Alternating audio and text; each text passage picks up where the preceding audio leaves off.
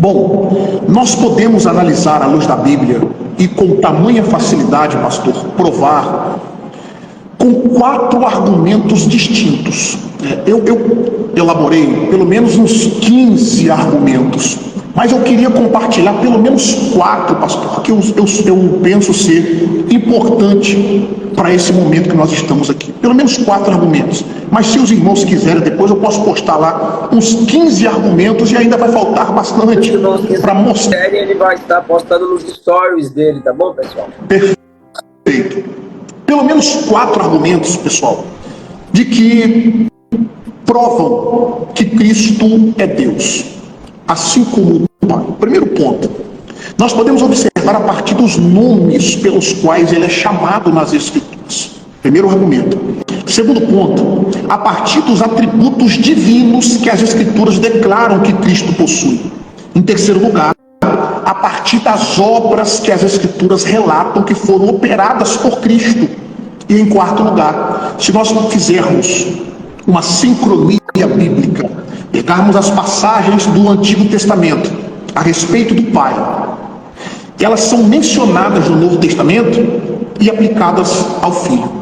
Primeiro argumento, pastor, sobre os nomes que são atribuídos a Cristo na Bíblia Sagrada.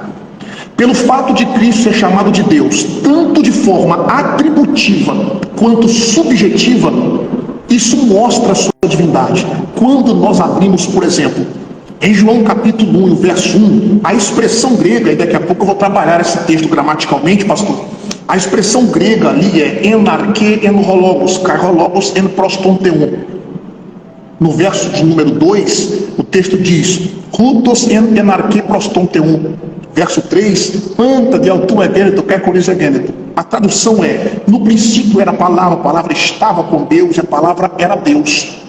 Ele estava no princípio com Deus. Verso 3, todas as coisas foram feitas por ele, e sem ele nada do que foi feito se fez. Ali nós temos, pastor, algo importantíssimo, que daqui a pouco eu trabalho esse texto na questão gramatical da língua grega. Nós temos alguns pontos importantíssimos que mostram, em primeiro lugar, a existência eterna de Cristo.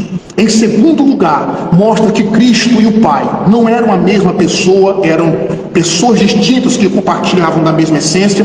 No verso 3, nós temos todas as coisas sendo criadas por intermédio dele. Nós temos a preposição dia, seguida de um genitivo que indica agência, ou seja, ele é o agente que criou. Em suma, quando nós olhamos, por exemplo, para Romanos capítulo 9, pastor Eliseu, e o verso 5, o texto diz que ele é Deus sobre todos, bendito eternamente. Embora ali tenha um probleminha textual, da questão da pontuação, mas os melhores tradutores, e eu estou concordando com eles, é que o texto de Romanos capítulo 9, verso 5, diz que Cristo é Deus bendito eternamente. Então está ali. Então, de forma atributiva. Além disso, de forma subjetiva, nós temos a Bíblia dizendo, por exemplo, em 1 Timóteo, capítulo 3, o verso 16, o texto diz, aquele que se manifestou em carne, e aqui nós temos uma variante textual na língua grega. Esse texto no grego é Hos ephanerot en sarki. Em alguns manuscritos, aqueles que são adeptos, isso aqui é questão de crítica textual, aqueles que são adeptos ao texto majoritário, por exemplo, que acredito na maioria dos manuscritos, isso aqui resolve o problema, porque na maioria dos manuscritos não está Hos ephanerot en sarki. Hos é um pronome relativo na língua grega, o que é característica ali da poesia grega. Paulo está citando ali um cântico messiânico, então por isso que eu concordo que ali a expressão é Hos, não Theos. Mas na maioria dos manuscritos vem Theos ephanerot en sarki, ou seja, Deus que se manifestou em carne. Quem que se manifestou em carne? É Cristo. Aqui nós temos uma prova cabal da divindade de Cristo para aqueles que concordam, por exemplo, com o texto dos manuscritos, do texto majoritário. Eu sigo mais a linha dos textos ecléticos, texto crítico, então eu acredito que o Hos seja mais propício ao contexto. Mas de uma forma ou de outra, direta ou indiretamente, está dizendo ali sobre a divindade de Cristo. Agora, quando nós abrimos, por exemplo, em Hebreus capítulo 1, verso 9, o texto diz, o teu Deus te ungiu com óleo de alegria. E quando nós olhamos para Tito capítulo 2, verso 13, ele é chamado de o grande Deus. E ali, pastor Eliseu, nós temos uma outra regra grega importante, que é a regra de Granville-Sharp, né? Nós chamamos de ASKS, né? Artigo, substantivo, cai, que é a conjunção e os substantivos, que mostra claramente que Cristo é chamado de o grande Deus, tá? Eu estou só no primeiro argumento, pessoal. Estou só no primeiro argumento ainda. Tem mais 3, tá? Bom, então, de forma atributiva e subjetiva, o nome Filho na Bíblia Sagrada é atribuído a Cristo. Segundo argumento, vou tratar agora, que é sobre a palavra Filho. Se coloca como prova, pastor, quando um nome pertence a Cristo. Quer ver um exemplo muito simples disso? Em João, o Evangelho de João, aliás, eu não sei como, pastor Eliseu, alguém que tenha o Evangelho de João na sua Bíblia consiga negar a divindade de Cristo. Eu não consigo compreender.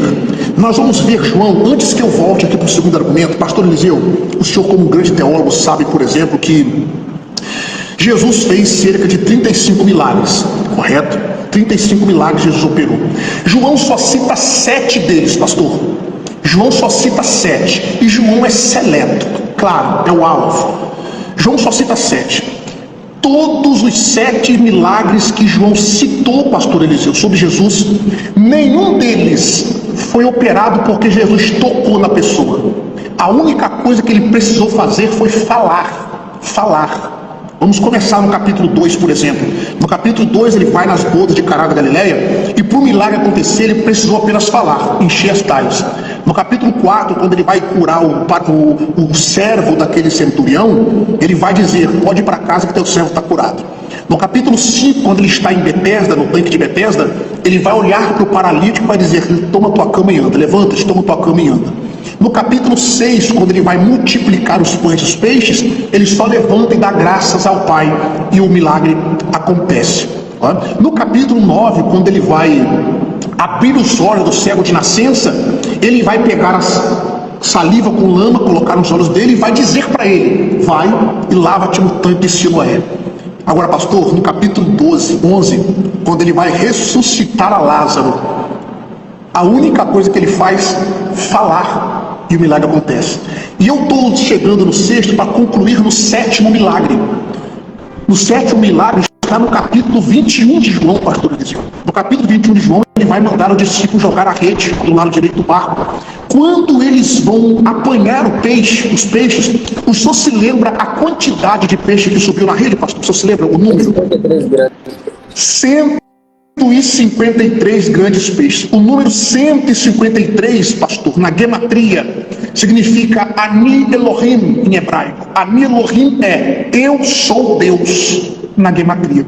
É uma prova cabal de que Jesus é Deus.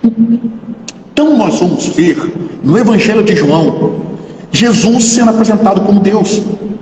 Capítulo 1, verso 1 diz que ele era Deus. Capítulo 1, verso 18, prova cabal, o texto diz: Deus nunca foi visto por alguém, mas o Deus unigênito que estava no seio do Pai, este o fez conhecido. Ali também nós temos uma variante textual. A maioria dos manuscritos trazem ali Ruios monogenes. Ruios monogenes é filho unigênito. Outros manuscritos, e eu penso que esses sejam os mais propícios, mais corretos, embora há uma dúvida sobre isso, trazem Theos monogenes. Theos monogenes é Deus unigênito.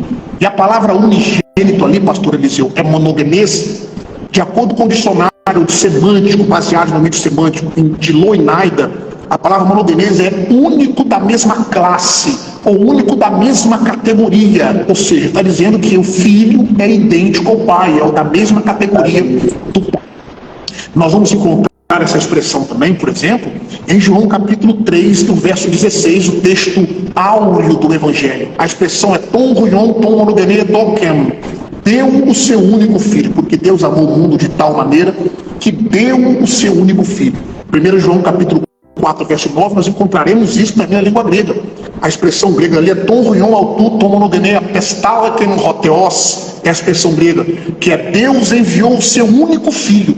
Então, monogenes ali é o único da mesma categoria. Então, a palavra filho constitui-se como prova de que Deus e o Filho compartilham da mesma essência. Em terceiro lugar, pastor, é o terceiro argumento, ele é chamado na Bíblia de Rei dos Reis e Senhor dos Senhores.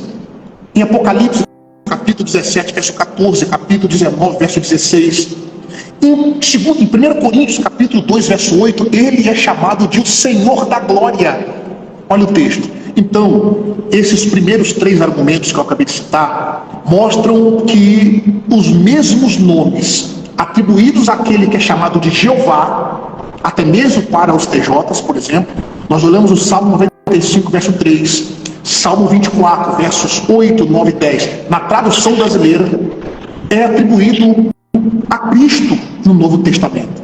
E só para eu fazer uma citação aqui, pastor Eliseu, uma fala de Jacó Arminio, ele diz o seguinte: a antiguidade piedosa estabeleceu a mesma verdade a partir do nome o Verbo, que nós vamos tratar de João capítulo 1, que não pode significar palavra externa, que é destituída de uma subsistência apropriada, em razão das coisas que são atribuídas a elas nas Escrituras. Porque é dito, no princípio ter estado com Deus, e ser Deus, e ter criado todas as coisas, e etc.